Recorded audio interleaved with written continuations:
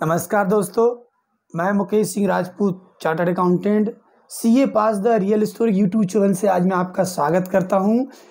9 मई 2021 है, दिन रविवार है, शाम को 4 बज रहे हैं। मैं आपके साथ एक ऐसी स्टोरी शेयर करने आया हूं जो मेरे साथ 2 गज दूरी और मास्क है ज़रूरी।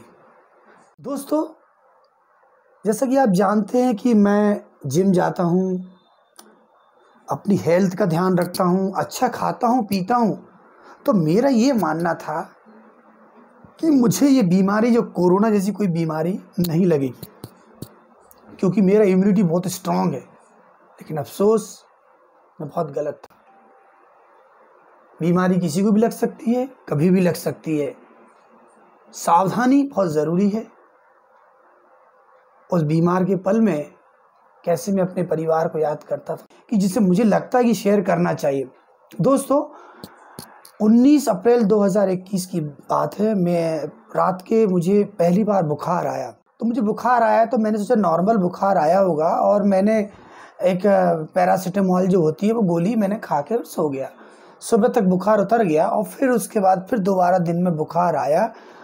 तो मेरे मन ने ये कहा कि मैं इतना ध्यान रखता हूँ, जिम जाता हूँ, इतना फिट रहता हूँ, अच्छा खाना खाता हूँ, तो मुझे कोविड जैसी कोई बीमारी नहीं हो सकती है। और इसी क्रम में मैंने AZ 500 और डोलो 650 की गोली थी, वो मैंने खाना शुरू कर दिया।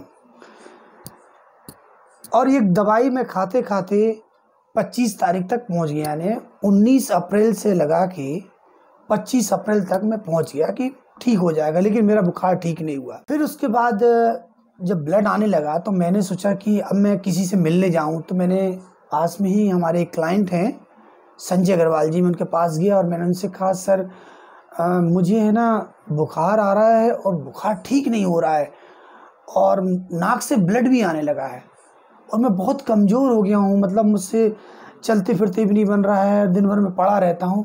तो उन्होंने कहा, मुकेश ऐसा तो नहीं कि तुम्हें कोरोना हो सकता है?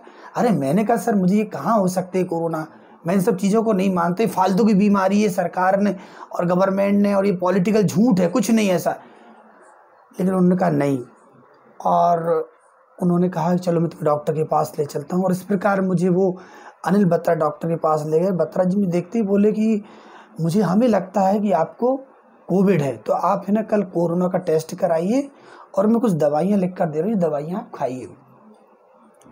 मैंने सबसे बड़ी गलती जो की थी उसको मैंने सुधारा कि मैं अपनी मन मर्जी से एक दवाई लेकर आया था, और दवाई लाने के बाद मैंने उसको खाया, और खाने के बाद जब मैं ठीक नहीं हुआ तो मेरी सबसे बड़ी गलती थी। उसके बाद वो मैंने दवाई 26 तारीख को मैंने पहली बार डॉक्टर को दिखाया, 26 अप्रैल को, और मैंने दवाई खाई, और 27 अप्रैल से मेरा बुखार बंद हो गया। बाकी दवाइयाँ मैंने कंटिन्यू रखी, केवल बुखार की दवाई को छोड़कर। 27 तारीख को मैंने अपना RT-PCR चेक कराया। 28 तारीख को मेरा रिज़ल्ट आया कि आप पॉजिटिव हैं, और जब पॉजिटिव रिज़ल्ट आया तो तब भी मेरे मन ने नहीं माना कि मैं पॉजिटिव हो सकता हूँ, ऐसी कोई बात है।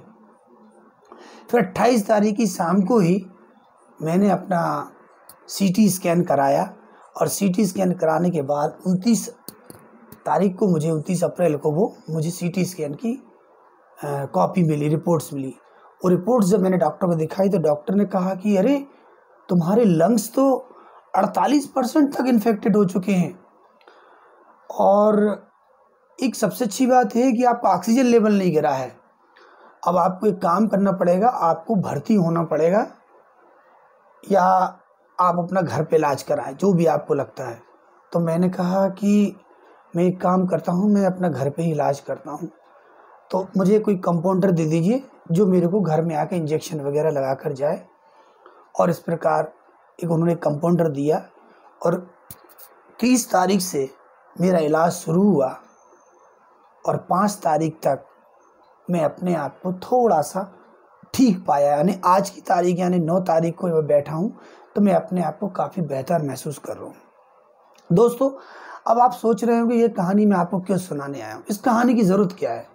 ये ज़रूरत इसलिए है कि सबसे पहले तो मैंने दिमाग में एक वो बनाकर रखा था कि कोरोना जैसी कोई बीमारी नहीं है। ये सबसे बड़ी गलतफहमी थी। दूसरी मैंने गलती की, कभी मास्क का प्रयोग नहीं किया। कहाँ से मुझे बीमारी लग गई मुझे पता नहीं चला।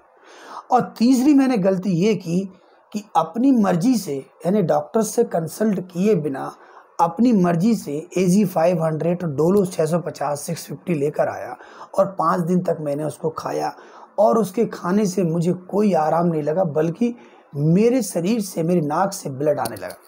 26 तारीख को मेरे मन ने मान लिया कि नहीं, मुझे कोई अलग सी बीमारी हो गई। ये मेरी तीसरी गलती थी।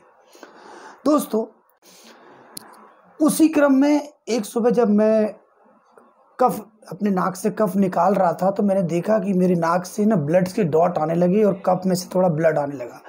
तब मुझे ये समझ में आया कि शायद ये कोई और बीमारी है जो मुझे लग गई है, लेकिन मन फिर भी ये मानने को तैयार नहीं था कि मुझे कोरोना हो सकता। ये मेरी जो 3 गलतियां हैं।